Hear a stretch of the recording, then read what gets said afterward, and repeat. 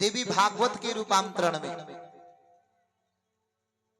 अब वस्त्र ठीक करा लिए, सुदामा नाम के माली के घर पर जाकर के प्रभु माला पहने कि ततः सुदाम्नो भवनो मालाकारस्य जगमतुः।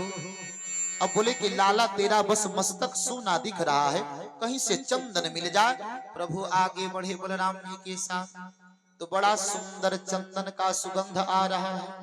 देखिए कि आगे से एक औरत जो कई जगह से टेढ़ी है, उसी के हाथ में जो डलिया है उसी में से सुगंध आ रहा है। उस टेढ़ी काली सांवली औरत को देख करके कृष्ण बोलते हैं कि का त्वं वरोर्वै तदहानुलेपनो कस्यांगने वा कथयस्य साधुनः देह्यावयोर गविलेपमुत्तमं श्रेयस्ततस्ते न चिराद भविष्यति। से देखकर कहते हैं, हे सुंदरी, यह जो तुम्हारे हाथ में यह चंदन है, क्या तुम मुझे लगा दोगी?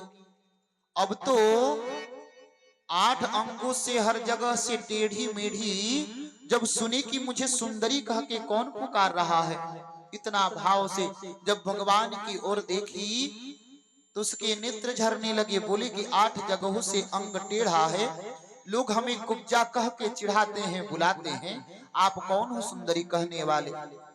आपको तो देख के हृदय में होता है कि यह चंदन, मैं तो कंस की दासी हूँ, मेरे द्वारा घिसा गया चंदन महाराज कंस को बड़ा प्रिय है, पर आज यह चंदन मैं आपको लगाना चाहती हूँ। जैसे ही चंदन लगाई, नेत्रों से अश्रु गिर रहे हैं। कन्हैया बोले कि इसे भी तो इस समाज में जीने का अधिकार देना होगा, लोग इसे चिढ़ाते रहते हैं। प्रभु अपने पांव से उसके पांव का अंगूठा दबाए और हाथ ऐसे देवढ़ी में लगा के ऐसे ऊपर किए, सब अंगों से सीधी हो गई, सुंदरी बन गई। उसका नाम है सौरेंद्री। बोली कि प्रभु आप मेरे घर चलो। कृष्ण बोले कि देवी मन में विचार मत करो, मैं अवश्य आऊंगा। अब कृष्ण भगवान आगे बढ़े। धनुष यज्ञ का जहां पर धनुष रखा गया था, वहां पर पहरेदार लगे हुए हैं रोकने के लिए। अनेक प्रहरी हैं, हाथ में बल्लम फरसा तलवार लिए। बोले कि कहां? तो बोले कि अरे रुक जाओ भाई, चीफ गेस्ट हैं, मुख्य अतिथि, हमें लाने के लिए लोग गए थे। अरे जरा धनुष का दर्शन कर लें जिसका यज्ञ है। एक बोला कर लेने दो, कर लेने दो। और जैसे ही गए दर्शन करने तो बोले कि थोड़ा छू लो। बोले कि साहस बढ़ने लगी, केवल देखने आए थे ना। और कन्हैया झटके से धनुष को उठाए और प्रत्यंचा चढ़ाए तो टूट गया। इतनी गर्जना हुई कि कंस तक बात पहुंच गई। धनुष टूट गया, टूट गया। अब तो कंस का अपना वरदान याद आने लगा। जब भोले बाबा धनुष दिए थे तो बोले कि जो इस धनुष को तोड़ेगा वो तुमको नहीं छोड़ेगा। एक धनुष का भाग बलराम जी और एक कौन? कृष्ण। सभी असुरों को वहां पर मार करके लेटा दिए, धनुष रख दिए। कंस डरा हुआ है, मुष्टिक और चारुण है ना, वह कंस को समझा रहे हैं, करे कि क्यों घबराए हैं? अरे कुलवया पीड़ नाम का जो हाथी है ना, अत्यंत बलशाली, हम उसको खूब मदिरा पिला दिए हैं। जैसे ही कृष्ण और बलराम भीतर आएंगे उसे छोड़ देंगे, कुचल देगा, दबा देगा, मर जाएंगे। ये लोग साहस बढ़ा रहे हैं, पर भीतर से तो वह निरुत्साहित हो रहा है। आगे प्रभु आए, कुलवया पीड़ हाथी गर्जना किया, कृष्ण भगवान को दबा के मारना चाहा, उछल के उसके कंधे पर बैठ गए और मुष्टिका का ज्यों प्रहार किए। जय जय राधे श्याम हो गया। अब कृष्ण भगवान उसके दोनों दांत तोड़ लिए हाथी के। एक दांत बलराम जी को दे दिए, एक अपने परीक्षित जी। बोले का दांत का जरूरत है गुरुदेव? तो बोले कि भाई पहली बार आए हैं ननिहाल मामा से मुलाकात करने, इतना बड़ा यज्ञ का आयोजन है, कुछ तो पारितोषिक देना पड़ेगा ना। तो हाथी का दांत बहुत महंगा होता है ना, इसीलिए ले लिए प्रभु। अब जा रहे हैं मामा जी, ये लाए हैं ना आपके लिए हाथी के दांत पारितोषिक के लिए। बोले कि नहीं, मैं तो परीक्षण कर रहा था, हमारे भांजे हैं बलवान होंगे। अब कृष्ण उस सभा में है, वहां पर दादी अम्मा की उम्र की भी औरतें बैठी हुई हैं, महर्षि बैठे हुए हैं, ब्राह्मण बैठे हुए हैं, कृष्ण के मित्र हैं, कंस है, मुष्टिक है, चारुण है, पर एक ही कृष्ण उन सबको अलग अलग दिख रहे हैं। भागवत में लिखा है कि मल्लानाम शशि निर्णाम नरवरः स्त्रीणाम नरः स्मरो मूर्तिमान गोपानां स्वजनो सतां क्षितिभुजां शास्तास्वती तो शिशुः मृत्योर्भोज पते विराड विदुषां तत्वं परम योगिनां विष्णोनां परदेवतेति विदितो रंकं गतः साग्रजम्। एक ही कृष्ण मल्ला नाम शशि निर्णाम नरमरः, एक ही कृष्ण पहलवानों को पहलवान की तरह दिख रहे हैं, दादी अम्मा को कृष्ण नाती पोते की तरह दिख रहे हैं, योगियों को कृष्ण ब्रह्म की तरह दिख रहे हैं, अपने मित्रों को कृष्ण मित्र की तरह ही दिख रहे हैं। जो जिस दृष्टि से परमात्मा को देख रहा है, परमात्मा वैसा ही दिख रहे हैं। और इसी बात का तो निरूपण मानस में गोस्वामी बाबा किए, जिसको जो जैसा है वैसा ही परमात्मा उन्हें दिख रहे हैं।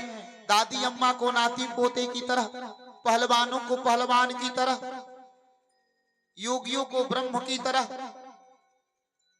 जो जिस दृष्टि से परमात्मा को देख रहा है, एक ही परमात्मा उसको वैसे दिख रहे हैं। तो मानस में कही इसी भाव को गोस्वामी बाबा कि जाकी रही भावना जैसी प्रभु मूरति देखी तीन तैसी।